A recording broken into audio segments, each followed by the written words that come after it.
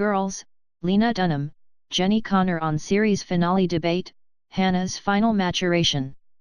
As the HBO series comes to an end, the showrunners talk about the show's primary love story and how its narcissistic main character will do as a mom.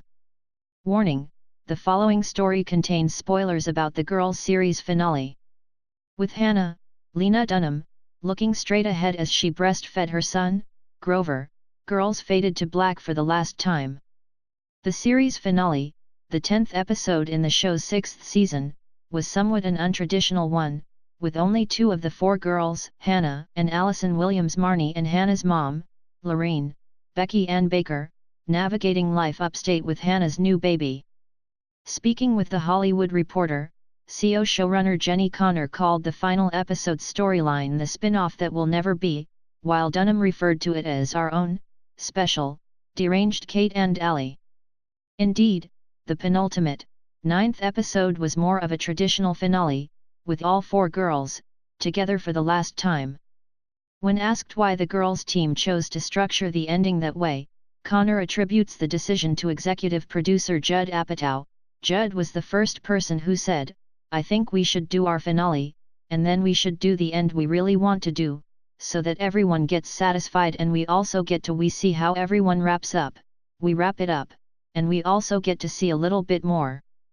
Konner adds, though, that they struggled with the writing of the last installment, and with their writing team. "One of the funniest things was that our writers really turned against us on it," she says, laughing. Dunham adds, "We were shooting one day and we were like, can you give us notes on this script, and they were like, we don't need it, let's just have 9 episodes. That was like our big note from our writers," Konner says. "They just wanted it to be traditional, and they just felt like that was enough." In their defense, at that point we were struggling with episode 10. Hannah's big come-to-Jesus moment with that teenager was maybe 14 different moments during the writing of that. The finale opens with a nice callback to the pilot, showing Hannah and Marnie asleep in bed together.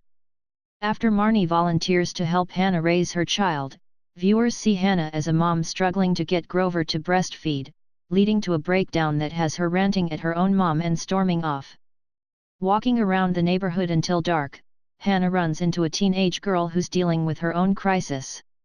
After the girl starts whining about being unable to see her boyfriend because her mom wants her to do her homework, Hannah lectures her. Dunham and Konner talked to THR about that scene, Hannah and Marnie's friendship, how they weren't trying to make a statement about breastfeeding with the finale, Hannah as mom and the story behind her son's name, and what the future holds for Jessa, Jemima Kirk, and Adam Driver, as a couple. With Hannah's big moment with that girl, what were you trying to accomplish?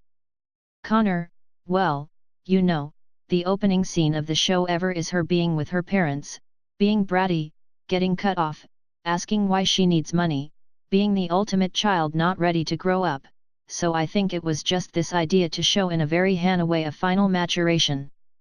Dunham, and I think that girl is being delusional, as Jenni said, in a very similar way to where we found Hannah. So to be able to have sympathy for what the role of a parent is and how stressful and exhausting it is huge for her. Konner, we wanted it to say, yeah, it's Hannah, but she's going to be okay with this baby. Don't worry about the baby. We didn't want to end it with someone being like, should we call child services? How do you think Hannah will do as a mom? Dunham, on the one hand, terrible. But on the other hand, aren't most of us dealing with the fact that we have moms who either weren't ready to be moms or had some level of resentment about it? Everybody is dealing with the different iteration of pain their mom has handed them. I don't think she's going to be any worse than anybody else.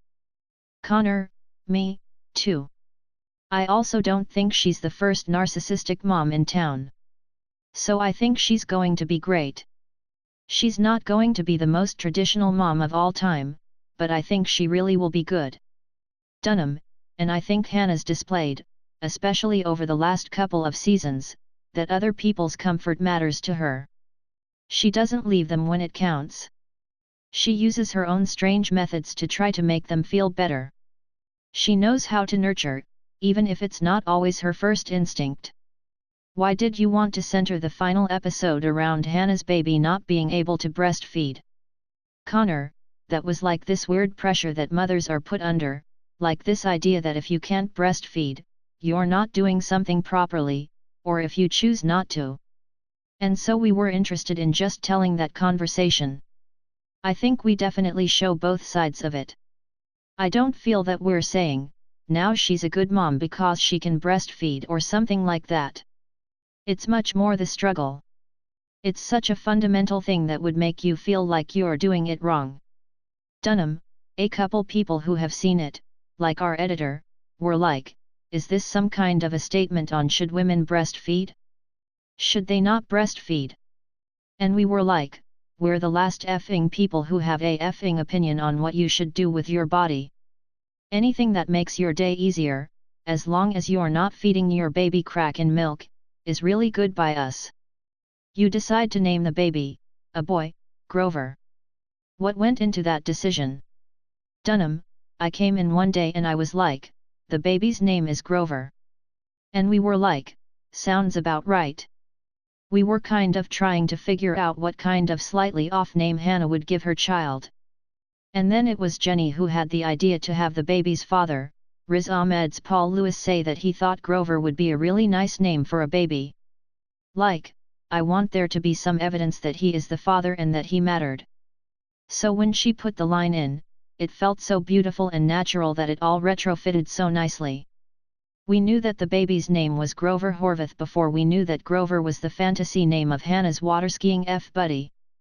We also thought that Grover was just odd enough that Hannah would be comfortable with it, while she wasn't also naming her child Plutonium. Why did you decide to have Marnie be the one who joins Hannah upstate to help her raise child? Konner, we always said that they were the primary love story. It's well expressed when Marnie's like, yes, I did it. I'm a better friend than any of you. It's just this moment when you realize that Marnie's just so competitive that she's just got to win that. And I think they do truly love each other, and I don't think they will end up being, as Lena says, the weirdest spin-off of Kate and Allie.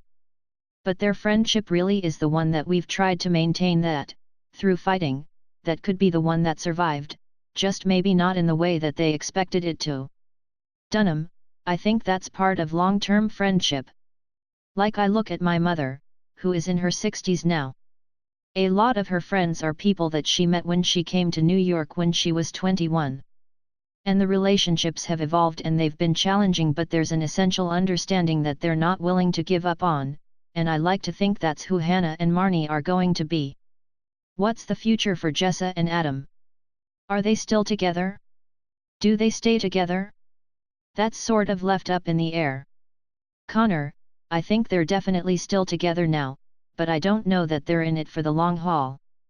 Dunham, I think that they're together for now, and I think that they're probably going to turn out a couple of children. Dunham, I think they're in it for long enough to really do some damage. I hope it goes great for them. I had always heard about people who have parents, who were passionate and break up and then get back together and get divorced. I feel like Jessa and Adam are headed for one of those. If they're together when they're 50, they definitely had other families and returned to each other.